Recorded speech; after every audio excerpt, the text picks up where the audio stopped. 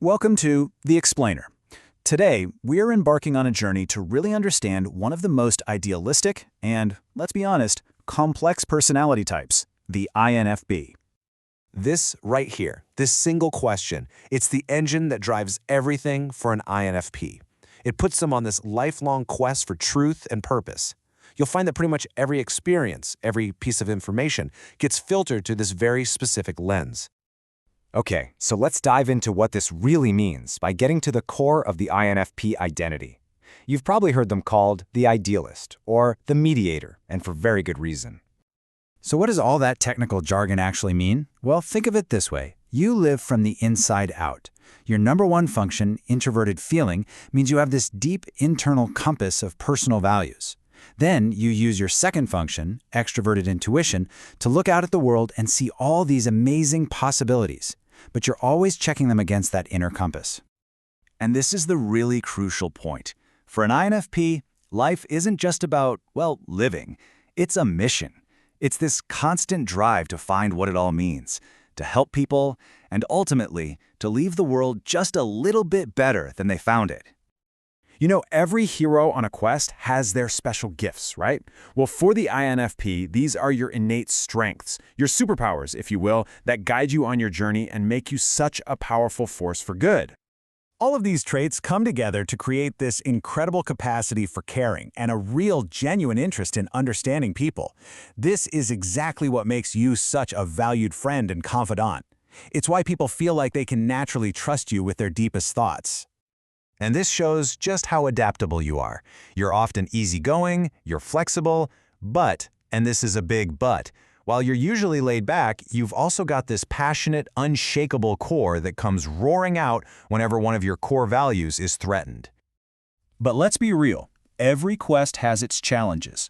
For the INFP, these are often the internal dragons you have to understand and face to keep moving forward on your journey. This is one of the biggest paradoxes of the INFP. To the outside world, you can seem so calm, so tranquil and pleasant. But inside, whoa, you are feeling life with an incredible intensity. It creates this huge, rich, and sometimes stormy inner world that other people rarely ever get to see. And you know, these challenges often come from the exact same place as your strengths, that deep well of feeling and those super high ideals. Because you feel things so deeply and you aim so high, the harsh realities of the world, like criticism and conflict, can just feel overwhelming. And that can sometimes lead you to turn the blame inward. So the big question is, how do you navigate all these challenges without losing that idealism that makes you who you are? The solution is really in understanding how you process information and then learning how to forge a new path for yourself. Okay, so here's what can happen. It's like a cognitive trap. Your introverted feeling is designed to protect your core values. So when you perceive something as threatening, like harsh criticism, the natural instinct is to just shut it out, block it. And while that protects you in the moment, it can also lead to a kind of skewed view of reality and keep you isolated in your own perspective. The key, the real path to growth, is to consciously flip the script. You have to use your powerful extroverted intuition to perceive and truly understand the world objectively first before you run it through your value filter. This lets you absorb new perspectives and actually grow without feeling like your core self is being attacked. So now that we've kind of explored your strengths and your challenges, let's get really practical. Think of this as a map for your journey. Here are 10 powerful rules to live by that will help you thrive as an INFP and turn all those ideals into reality. All right, let's break them down. Okay, so these first 5 are all about mastering your inner world. That means feeding your strengths, lean into your creativity and your desire to help. But it also means facing your weaknesses and seeing them as opportunities to grow. You have to express your feelings, don't let them just bottle up inside. And make a conscious effort to listen to everything before you judge.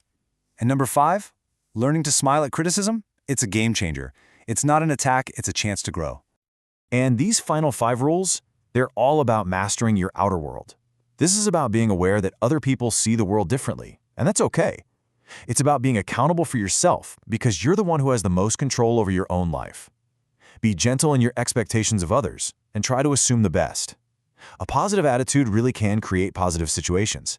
And finally, a simple but powerful one. When in doubt, just ask questions. Don't let your imagination fill in the blanks because it usually assumes the worst.